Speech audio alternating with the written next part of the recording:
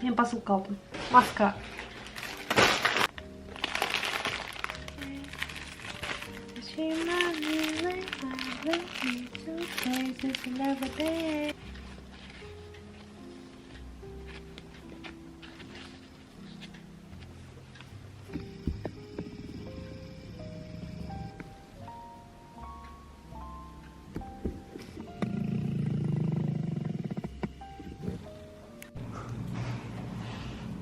Цвета передачи научится, я Көкті қойшы, пожалуйста. Өтініш. Неше цвет бар өзі? Күшті. Әдемі ақ, иә?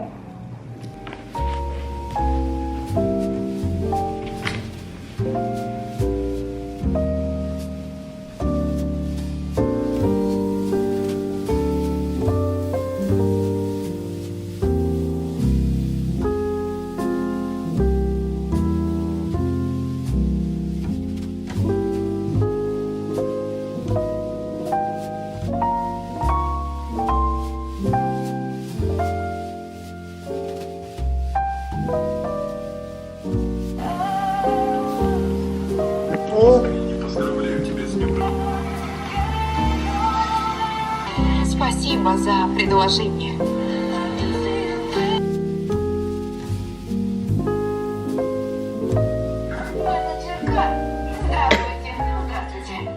Сәлем достар, бүгін 30 қаңтар 2024 жыл. Мен ауырып қалдым. Грипп қой деймін. Грипп қой емес, грипп ау. Простуда. Енді ашы, лапша істеп жатырмын, көмектесу керек деген ойдамын. Сондай міне бет алды нәрсе. Сәлем достар, бүгін бізде влог. Наушник алдым. Аталады ноутбукқа. Unpacking check. Я менді көрмеген. Көрінген нәрседен контент жасаймын. Anyways, let's get started. Асмер.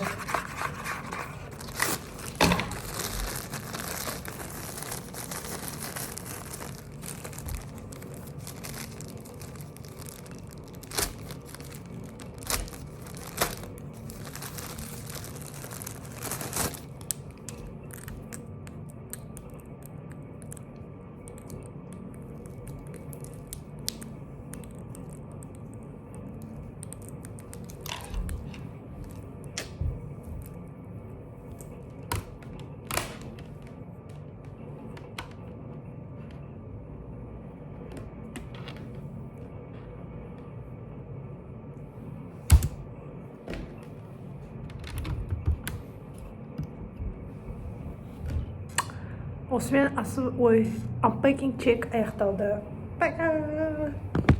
Бүгін 26 ақпан. Маған 05-пен осылай түсірген ұнайды, білмеймін неге. Бірақ ұнайды. Anyways, көктем келейін деп қалды. Жердің бәрі осылай қап-қара, бірақ күн жылып жақсы болады. Бірақ непонятно, қар жауып жатыр ма бірдеңе, короче. Сондай міне апдейт, рахмет. Сәлем достар, бүгін бізде влог. Бүгін мен құрбымның дүкеніне келдім. Көмектесіп жүрмін. Көмектесіп жүрмін ба? Мына кісі Ағбай мырза. Бүгін сенбі 2 наурыз 2024. Рахмет. Gen Z. Ағбай. Ағбай. Ағбай. Қандай? Капец. Ютубқа салсам нормально. Уақыт белдеу ауысты ше. Негізі біздің жақта уақыт 11. Бірақ уақыт белдеу ойынша 10-да. Ұйқы қысып тұр ше. Кәдімгі әбден үйреніп алған. 11 күшка. Біздің организм не привыкший бұндайға. Мен вообще нені жақсы көремін? Шенлайн горячий шоколад. Қандай? Жоқ.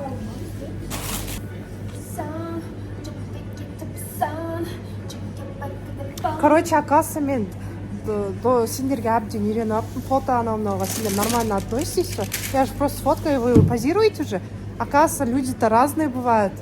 Не все такие, как вы, короче. Түсіндің ғой, а?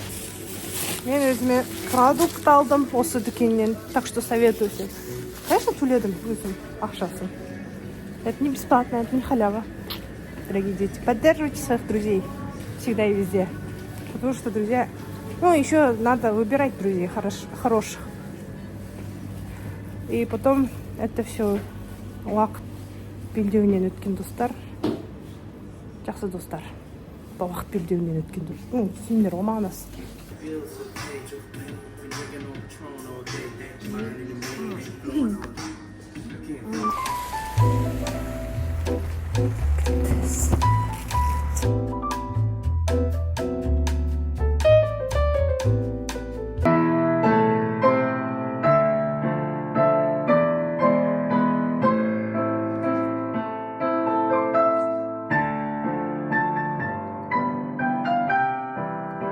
Я просила его опять, о, как намаялась я с тобой, моя попытка номер 5, а я просила его,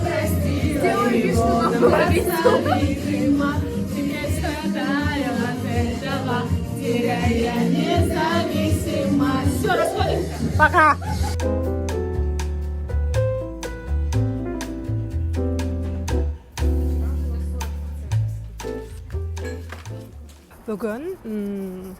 Бүгін қарапайым күн болды. Бүгін 11 ма? 12 наурыз 2024. Далада қыс әлі. Anyways, типа влог. Рахмет.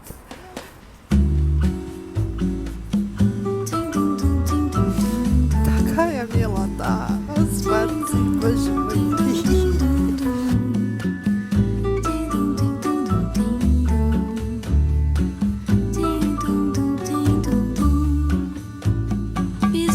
Areia fina, vejo no mar uma menina, doce Bahia.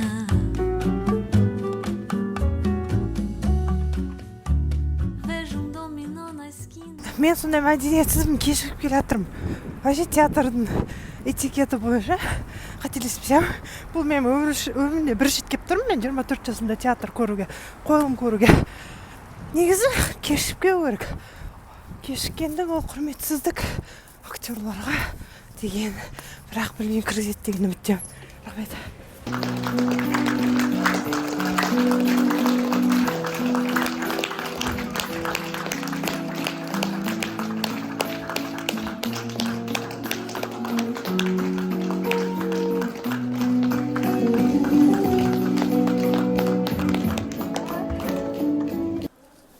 Сағат 6:30 жаңа ғана шықтым.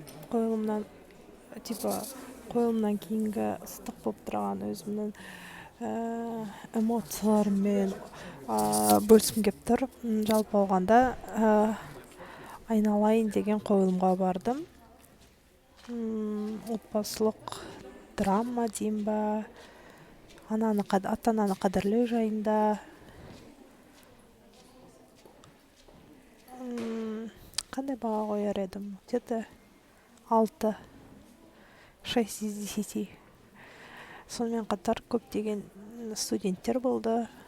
Ығы-жығы, жыбыр-жыбыр, телефондағы смс-тердің дыбысы, вспышкамен фотоға түсіру деген дүниелер болды. Сосын кішкентай балалар болды. Алғаш рет болсам да, мен үшін бұл кішкене ушу болған секілді. Сосын актерлерге деген құрметсіздік секілді болып көрінді. Бірақ актерлар ішіне қарамастан қойылымды алып шықты. Ештеңеге назар аудармай, барлығын қалай бар солай орындап шықты. Көбіне мен эмоцияға берілмей, олардың face expressionстарына қатты қарадым десем дұрыс болар. Қалай өздері қандай еңбек жатыр, қандай актерлық шеберлікпен орында жатқан тұсына қарадым көбіне. Актерлер мықты. Жалпы бірақ қойылымның сюжеті, сонымен қатар берер ойы маған сол болды шыны керек.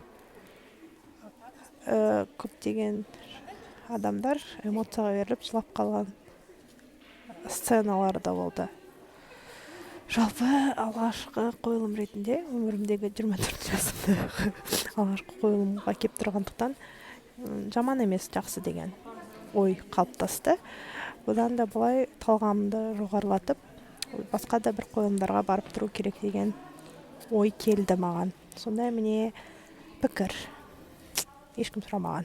Бірақ мен арнамдағы влогта болады, сондықтан өзім жеке арнама, өзімнің ойыммен бөліскім келіп тұр. Ешкім сұрамаса да первое впечатление, как говорится, алғашқы ой деймін ба?